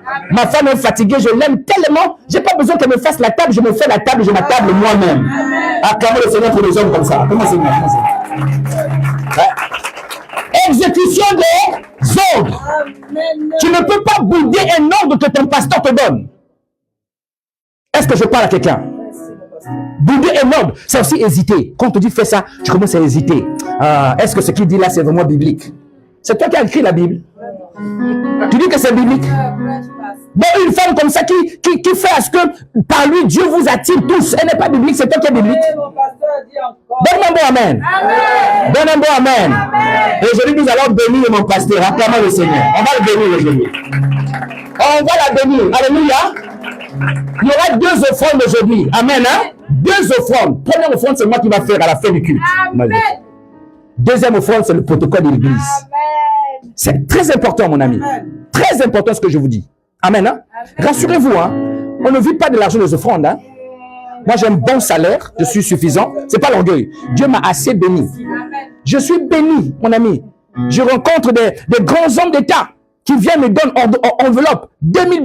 Tiens, d'un coup, $1000 pour le carburant. Et non, séjour de 2 semaines. On te donne au moins $5000. Et toi, tu vas me dire, avec les 10 euros, la femme qui donne les petites pièces, que j'ai besoin de toi. Non, c'est toi en me donnant qui a besoin de moi. On commence à me détester. Acclame Jésus pour moi que je continue. Alors, quand tu es Josué, il y a 5 étapes. Il y a 5 étapes qui te donnent d'entrer dans le ministère. Je les cite. Étape numéro 1, c'est ce qu'on appelle l'appel. L'appel. Si vous n'êtes pas appelé, c'est encore le moment de quitter. Vous pouvez dire, au fait, je me suis rendu compte que je ne suis pas appelé. Je laisse pour moi. Ne rentre pas dans quelque chose si Dieu ne t'a pas appelé. Parce que dans l'église, il n'y a pas de nomination. C'est pourquoi le corps de Christ souffre comme ça. Parce qu'il y a des pasteurs qui ne sont pas appelés, qui ont été nommés par le pasteur. Il est bien gentil, on le nomme. Pasteur adjoint de l'église. Après, il devient pasteur de l'église. Mais il n'a pas été appelé. L'appel est la porte d'accès au ministère. Amen. Hein? Acclamons le Seigneur. Acclamons le Seigneur. Je n'ai pas le temps de développer. Deuxième porte, deuxième étape pour accéder au ministère. Une fois que Dieu t'a appelé, ce n'est pas parce que Dieu t'a appelé que tu vas courir. Parce que de fait, ton appel là, tu ne comprends pas ça. Il faut qu'on t'explique. Samuel avait entendu Dieu l'appeler. Mais le sacrificateur était dans le temple. Samuel dit, je ne comprends pas, toi tu m'appelais. Le gars dit, je ne t'ai pas appelé. Le gars a compris que c'était Dieu qui parlait. Parce que lui, il était expérimenté. Qu'est-ce que je veux dire? C'est un ou un expérimenté qui doit reconnaître ton appel. Amen, amen, amen. Tu ne veux pas voir un petit pasteur qui vient de commencer dans le coin, reconnais mon appel. On met la tête, là, tu es appelé, tu es appelé. Non, il faut un ouais qui soit expérimenté. Amen, amen, amen. Quand on t'appelait, ne cours pas commencer à faire l'église. Tu connais les problèmes de l'église. Frère, moi j'ai pleuré. Hein. Récemment, j'ai mis la main à la joue. Ma femme me dit, pourquoi tu es triste pour la première fois? J'ai dit, c'est plus fort que moi, je dois être quand même triste. C'est comme un bébé que tu portes depuis des années, que tu accouches avec difficulté. Quand il a mal, tu souffres plus que le bébé. Quelqu'un me comprend? Donc, une fois qu'on t'a appelé, deuxième étape, c'est ce que j'ai appelé l'étape de l'apprentissage. L'apprentissage, le temps où tu dois apprendre à te soumettre à un homme pour apprendre. Je répète encore. L'apprentissage, c'est le temps que tu dois prendre pour apprendre à se soumettre à un homme. Parce que l'homme à qui tu n'es pas soumis ne peut rien t'apprendre. Amen. Yes. Ouais. L'homme à qui tu n'es pas soumis ne peut rien t'apprendre. Si tu n'honores pas une autorité spirituelle, ton cœur ne sera plus enseignable. Donc on peut prêcher, tu ne reçois rien. Il y a beaucoup qui sont là, qui peuvent peut-être recevoir rien. Je ne parle pas de toi, de ton voisin qui est juste à côté là, lui là. Ah oui. Être soumis pour qu'on t'apprenne les choses. Donc on reconnaît une personne qui est en apprentissage par l'obéissance et la soumission. Obéissance et soumission. C'est ça qui montre que tu apprends. Le nombre de messages que tu écoutes des autres pasteurs là. Comment mon pasteur peut demander à l'église? Dimanche dernier, j'ai prêché sur quoi? Les gens, même pas la semaine. À la fin de ce culte là, tu peux prendre quelqu'un là. C'est quoi le type de message? Ouais, il a parlé de destiné, hein. Et puis il continue pour lui, il va acheter son manioc. Il a parlé de destiné, hein. Acheter le kebab. Il a parlé de destiné. Oui. Tu dois, quand tu es soumis à un homme, tu dois écouter son enseignement. C'est très important, mon ami. Oui, pourquoi? Parce que c'est l'enseignement qui te construit. Ainsi, dans une maison, la Bible déclare, hein, les brebis de Jacob, quand ils rentraient dans la pleuvoir, ils sortaient t'acheter. Pourquoi? Ils devaient porter des marques qui montraient qu'ils appartiennent à Jacob. Et ça dépend du type de pâture. C'est pour ça qu'il y a des gens qui ont des formes bizarres à l'église. On te donne le micro ici, tu commences à nous faire des choses des autres pasteurs. Mais ça, c'est quoi ça? Ça vient d'où ça? Moi, je te fais asseoir, je te ravis le micro à demi-vie. Pas à vie parce que tu as fini, à demi-vie. La moitié de ta vie, je te ravis le micro. Est-ce que je parle à quelqu'un? Dis apprentissage. C'est là qu'est venue l'idée de ce qu'on appelle le père spirituel ou le père de la foi. C'est biblique ça. C'est venu de là, parce que tu dois apprendre. Dès qu'il y a l'apprentissage, la personne qui t'enseigne devient pour toi un père spirituel ou une mère spirituelle. Amen. Hein? Son onction, l'onction de cette personne-là te couvre, te protège toi. Jésus a dit, je ne peux rien faire de moi-même. Je vois ce que le Père fait et moi je le fais. Le Fils ne fait rien de lui-même. un père spirituel est un conseiller dans ton ministère. Un conseiller. Il n'est pas là pour te bloquer. Il dit, mon fils, on ne fait pas ça. On ne va pas là, on va comme ça. On va là, on ne va pas comme ça. Deuxième critère. Il dit, il ne fait que ce qu'il a vu le Père faire. Un père est un encadreur du ministère. Auprès de lui, on apprend. Avant d'aller faire, on le voit faire. Avant d'aller faire, on le voit faire. Je demande à mes fils prédicateurs, quand vous venez prêcher, si c'est la foi que tu vas prêcher, écoute-moi d'abord prêcher sur la foi. On le voit d'abord faire. Ensuite, on va faire. Comme on a vu faire. Jésus a dit, je veux faire de moi-même. Je vois le Père faire. Moi, je fais aussi pareil. Il a dit ça.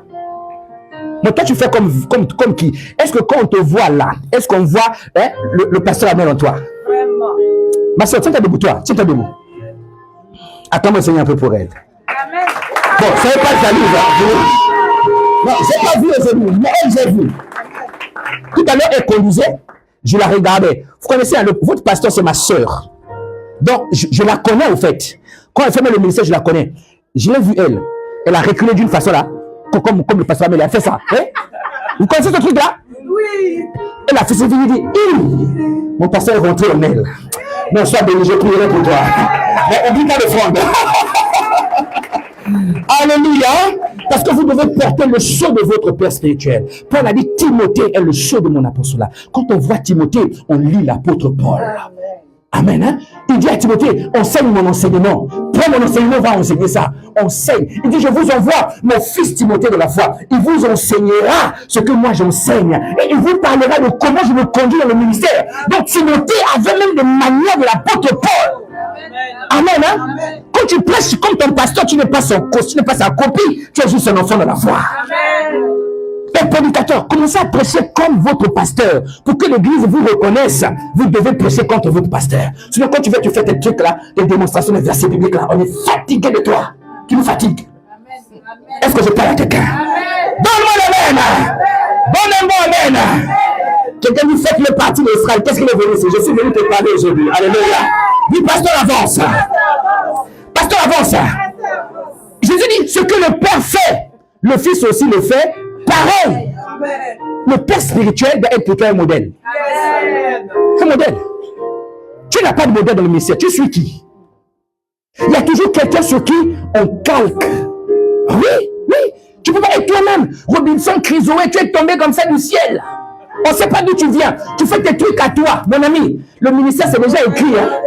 Il te faut un modèle. Le pasteur Amel doit être pour vous un modèle. Mettez votre télé, mettez Facebook, écoutez comment elle prêche, imitez comment elle prêche. Alléluia. Moi, j'ai des enfants à l'église. Hein? Non, les enfants de mes enfants, mes petits-enfants. Des fois, les enfants là aussi, eux aussi comme ça. Mais les petits-enfants, tu arrives dans une maison, un petit enfant prend le micro. Il fait le pasteur. Il dit, comme pasteur Elvis, je te pose la main. Allez, take it! Comme pasteur Elvis. Et la maman va la visiter. Waouh! Non, je ne suis pas le père spirituel de la maman, mais je suis le père spirituel de son enfant. Parce que l'enfant me voit faire et reproduire. Acclamons pour nos enfants. Alléluia! Oui. Si tu n'es pas un modèle, Dieu t'aide même en envoyant le modèle par ton enfant. Quand les personnes t'appellent, tu dis, hé! L'enfant crie, pasteur! Moi j'entends, c'est le pasteur! L'enfant crie. Toi, tu dis, oui, je suis là. Tu es déjà dégoûté de mon appel. Dis, le Père est un modèle. C'est lui qui donne le repère. Oui. Paul a dit, soyez mes imitateurs. Autrement dit, n'imitez pas Jésus, imitez-moi. Ton rôle à toi, en tant qu'enfant de la foi, c'est pas d'aller chercher au ciel ce que la terre t'a déjà donné. Le don du ciel, c'est votre pasteur. Et vous ne devez pas imiter Jésus. Paul dit, soyez mes imitateurs. Pourquoi? Parce que c'est à moi d'imiter Jésus. Pas vous. Vous devez m'imiter. Ça va? Oui. Parce que Jésus était un généraliste. Votre pasteur est spécialiste. Et si quand vous travaillez avec lui dans ce cabinet, vous devez avoir votre fonction de spécialiste à côté d'elle. Si elle est chirurgienne, elle peut que vous apprendre la chirurgie. Mais tu ne peux pas apprendre la chirurgie auprès d'un généraliste. Jésus est un généraliste. Vous devez copier votre pasteur. Donne-moi le amen. Dis yes. Je suis imitateur de mon pasteur. Au nom de Jésus. Acclame le Seigneur. Ah là là. Oui. Troisième étape, c'est la maturité.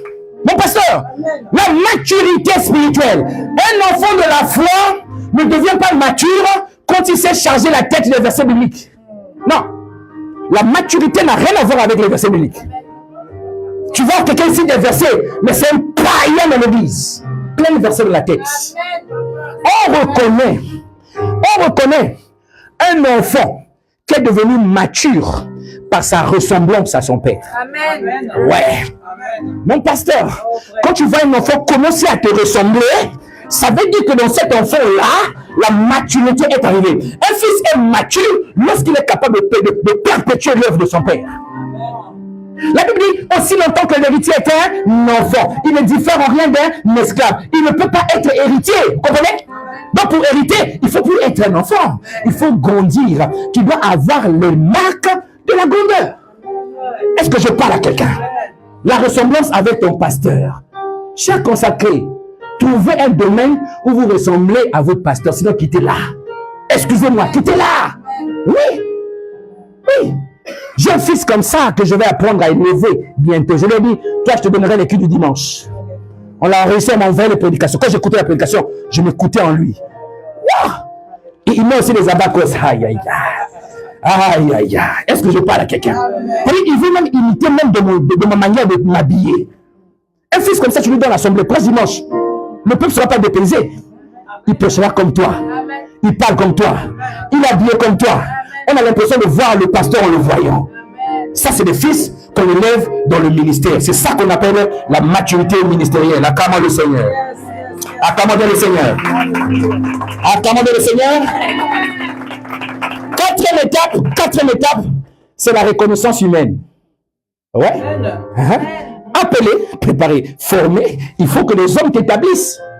Frère, on n'est pas au ciel ici. On est sur la terre. L'église, c'est se mettre devant les hommes comme ça. Il faudra que l'administration des hommes te reconnaisse que tu es un appelé. La reconnaissance humaine, c'est le temps où on va t'élever sur le peuple, publiquement. Publiquement. Donc, la consécration ne se fait pas dans la chambre. J'avais un compagnon d'œuvre comme ça au début. Moi, je n'étais pas consacré. Je n'étais pas encore consacré. Dieu m'a dit, va voir ton père spirituel, lui va te consacrer. Et lui aussi, il a couru. Il est parti voir un pasteur avec qui il collaborait. Il a dit, pasteur, là, consacre-moi. Le pasteur l'a appelé. Ils sont rentrés de la chambre. Le pasteur a mis lui sur lui, il a consacré. Et puis il est sorti, il est venu me dire, moi j'ai été consacré hier. J'ai dit, oh, comment ça? Dans quelle église? Oh, dans la chambre du pasteur. J'ai dit, oh, non. Moi-même j'ai boudé, j'ai dit, j'accepte pas ta consécration. Donc on l'amène. La consécration, la reconnaissance humaine, on doit reconnaître ton ministère devant les hommes. Parce que tu es appelé à conduire les hommes. Tu ne conduis pas ton lit dans la chambre. Est-ce que je parle à quelqu'un? Est-ce que je parle à quelqu'un? Oui. Et quand on te consacre publiquement, on va t'élever afin que tu sois participant à la dignité de ton pasteur. Donc, les honneurs qu'on te donne là, c'est parce qu'on honore elle. Les honneurs qui tombent sur elle passent chez toi. Ainsi, c'est pas parce qu'on vous a consacré que vous devenez ses collaboratrices. C'est une expression que je déteste, pasteur.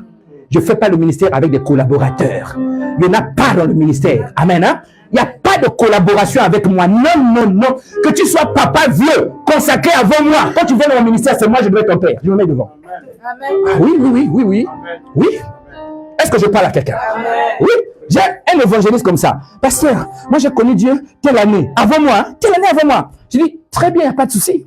Tu veux venir à MCA? Oui, tu me donneras le numéro de ton père spirituel. Pourquoi? Pour parler avec lui de toi. Un. Deuxièmement, pour prendre l'autorité sur lui, afin que l'autorité qu'il a sur toi, afin que moi je devienne ton père. Il m'a regardé comme ça. Il dit, oui, tu vas devenir mon fils. Donc si tu t'apprêtes à venir à MCA, il faut commencer à me appeler papa. Moi je suis ton père. Amen. Vous comprenez ça? Ce sont les principes spirituels. La reconnaissance humaine. L'Éternel dit à Moïse, prends Josué, fils de Nun, homme en qui réside l'esprit, et tu poseras ta main sur lui. Tu le placeras devant les sacrificateurs Éliazer et devant toute l'assemblée. Et tu lui donneras les ordres sur leurs yeux. Tu le rendras participant à ta dignité afin que toute l'assemblée des enfants d'Israël l'écoute. Donc, si on ne reconnaît pas ton ministère ici, on ne doit pas t'écouter. Amen. J'ai pas entendu ta amen. Eh oui. C'est le pasteur qui va te faire un transfert d'autorité. Pourquoi ici tu commences à exercer l'autorité? Donc, prends Josué. On dit, prends Josué. On a dit ici, prends Josué. Ok? Qui va prendre Josué? Moïse. Donc, pour qu'on te consacre, le top doit être donné. Pas par le Seigneur, pas ton pasteur. C'est lui qui reçoit, qui dit, là maintenant on peut te consacrer. Mais toi tu boudes.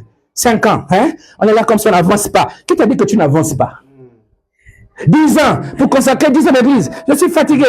Mais oui, sois fatigué, le top n'a pas encore été donné ni reçu. Prends Josué. Amen. Hein? Donc si tu dois faire 20 ans, le temps devant Dieu n'a pas d'importance. On peut te consacrer 20 ans plus tard. En une année, tu as le ministère d'un grand archibishop. Oui. Vous qui voulez devenir bête demain, tu vas à l'église. J'ai mis longtemps. Hein? On a commencé. Tu resteras là. Amen. Hein? Deuxième chose. Homme en qui réside l'Esprit Saint. Homme en qui réside l'Esprit. Un enfant de Dieu en qui Dieu peut compter. On n'établit pas des païens et des immatures. On établit ceux qui ont le Saint-Esprit en eux. Amen. Il y a des églises, on a établi des païens. Quelqu'un qui vient avec un zèle, un feu. Son père l'a éduqué. Hein? Il y a des païens comme ça, bien éduqués. Quand on arrive dans une maison, il va aider tout le monde. Mon pasteur, il aide à faire des choses. Il peut ranger votre maison. Sa culture, c'est l'aide. Quand il vient à l'église, il met de la formation. Il fait beaucoup de choses. Même là, il te dit, ah, c'est un appelé, lui.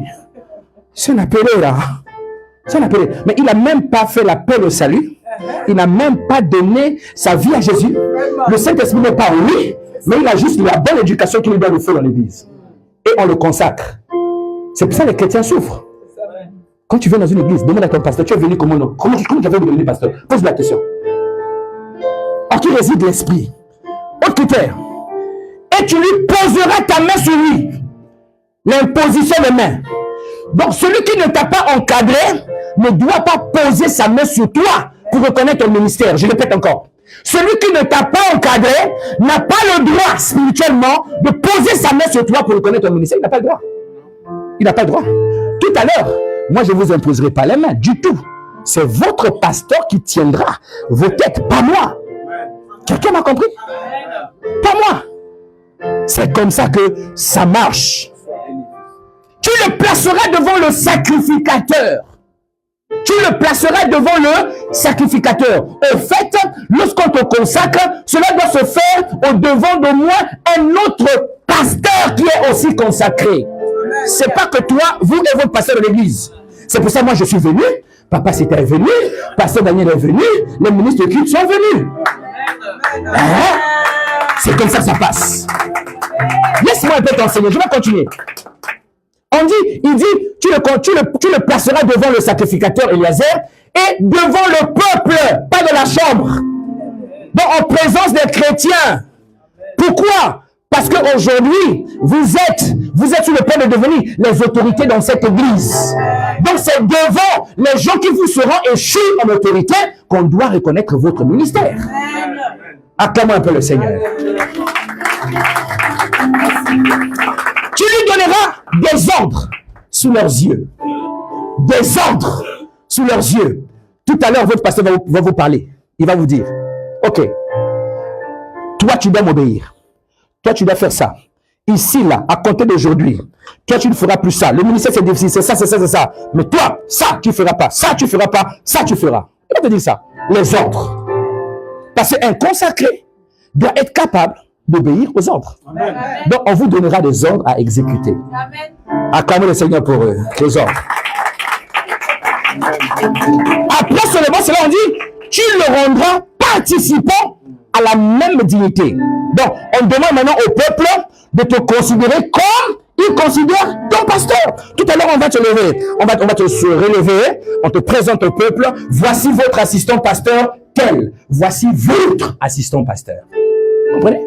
C'est ce qu'on va faire tout à l'heure. Et quand on dit voici votre, on te lève à la dignité de ton pasteur. Ces hommes et ces femmes que vous voyez, après la consécration aujourd'hui, ils ne sont plus vos potes. C'est plus vos frères. Amen. Hein? Je déteste les gens qui m'appellent frère. Hein? Surtout quand c'est les enfants de la foi. Tu peux appeler ton papa frère à la maison. Vraiment. Mon frère, hey, toi tu me connais toi. Tu m'appelles ton frère. Un fils qui appelle son père frère.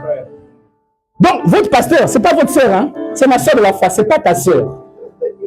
Quelqu'un m'a compris? Donne-moi un bon amen. Donne un bon amen. Après, on dit, afin que toute l'assemblée des enfants d'Israël l'écoute. Donc, Église, quand on va les consacrer, vous devez commencer aussi à les écouter. Tu parles comme ça, tu es le pasteur. C'est pas toi le pasteur. Je n'écouterai pas. Non, vous devez les écouter. Parce que votre pasteur leur a communiqué l'honneur, il a communiqué l'autorité. Amen. Hein? Si vous ne les honorez pas, c'est votre pasteur que vous déshonorez. Parce que quand tu donnes l'autorité aux gens et qu'on n'honore pas les personnes que tu as établies, c'est toi qu'on a déshonoré. Quelqu'un me comprend? Cinquième étape et dernière étape, je vais m'arrêter là. C'est la période où le Seigneur va se servir de toi pour faire asseoir ce que tu as appris. Oui, pour faire asseoir. Il y en a qui attendent que la consécration. Dès qu'on te consacre, tu cours, tu quittes maintenant l'église. Parce que j'ai plus le temps. J'ai plus le temps, papa. J'ai plus le temps. Hein. Je viendrai. Tu es assistant pasteur? Non, oui, je viendrai. J'ai plus le temps. Au fait, la formation qu'on t'a pas donnée, mais tu l'as pas pratiquée. Donc, on te consacre d'abord pour la maison. Amen. Ensuite, pour le corps de Christ. Ouais. Après, vous allez devenir des prédicatrices, des prédicateurs de d'autres églises. Ce dimanche, je ne vais pas à l'église. On m'a invité là-bas. Moi, je te chasse et je te retire mon onction sur toi. Amen. Oui. Ah oui. Tu vas prêcher là-bas sur mon accord. J'apprends ça. Je te retire mon onction. Ouais. Je t'appelle, viens me voir. Viens au bureau. Assois-toi là, je vais prier pour toi. Père, je retire ce que je lui ai donné au nom de Jésus. Va maintenant seul. Tu es un voleur de manteau. Oui. On te consacre, tu dois refaire la maison. C'est des lois spirituelles que je vous dis là. Tu dois travailler d'abord pour la maison. La maison doit te voir prêcher pour montrer que toi tu l'as fait asseoir. On ne va pas donner au corps de Christ des produits non finis. Vous devez être des produits finis. Celui qui commence cette belle œuvre l'achève toujours. Donc vous devez d'abord rester là, travailler aux côtés de vos pasteurs, Acclamons le Seigneur. Puis un moment viendra. Si vous êtes, mon pasteur, ça c'est quelque chose que nous devons porter, nous les bergers, nous les pères. Nous devons comprendre ça. On a du mal avec cette chose-là. Il y a deux catégories d'enfants que l'on consacre. Il y a des enfants qui sont des visionnaires, mais ils viennent. On les consacre, ils sont dans la maison pour un temps. Un jour, ils vont se lever, Dieu m'a donné une vision. Je ne parle pas de vision où tu dors, tu rêves une Bible sur ta tête, tu dis Dieu m'a donné une vision. D'autres, il fait ça, il dit, j'ai dormi, j'ai vu que 2 pigeons sont tombés de ma main, donc j'ai une vision. Donc, ta vision, c'est la vision des pigeons. Non, je parle de vraie vision. Moïse l'appelle. J'ai vu, entendu le cri de mon peuple. Le cri, un peuple qui a besoin de toi. Et je t'appelle parce qu'il y a un peuple là-bas qui a besoin de toi. Voici la vision. Va les libérer de Pharaon. Et tu les emmènes dans le désert pour eux, le pays où le lait ou le miel. Vision. Ce n'est pas les pigeons, les colombes, les bulles qui a dormi. Dieu a mis dans mon cerveau un verset. Et tu te réveilles, le verset là devient ta vision. Qui t'a dit que la vision c'est un verset? Qui t'a dit ça? Donc, quand tu reçois une vision, c'est ton pasteur qui va discerner ça. Et te dire, oui, là, je crois que c'est une vision. Il va te préparer maintenant pour bâtir une œuvre. Il va t'aider même à bâtir une œuvre. Oui. Et il y a d'autres pasteurs qu'on établit, qu'on consacre, qui ne sont pas des visionnaires. Ceux-là sont appelés à travailler sous la vision de leur père spirituel. Ils restent là. Donc, parmi vous là, hein, ne vous sortez pas de vision demain. Amen. Travaillez d'abord. Dieu n'est pas bête. Il ne te donnera pas une vision si la formation qu'on t'a donnée, tu ne l'as pas sortie. Il ne te donne pas la vision. Ce n'est pas un indiscipliné. Amen. Donc si demain, 2025, tu nous sors une vision là, tu as un problème. Et on va prier pour toi pour retirer. Donne-moi l'amen. Donne-moi l'amen. Tenons-nous debout en acclamant le Seigneur. Yes, Lord. Acclamons le Seigneur. Acclame le Seigneur. Lève ta voix. Dis merci Seigneur pour ta parole. Merci Seigneur pour la destinée prophétique qui s'accomplit aujourd'hui dans ma vie. Merci Seigneur pour cette grâce. Que j'honore et que j'obéisse Seigneur à ces étapes. Dans le nom de Jésus. Au nom de Jésus. Amen. Excuse-moi mon pasteur. Restez debout. Chacun prépare son offrande. Amen. Nous allons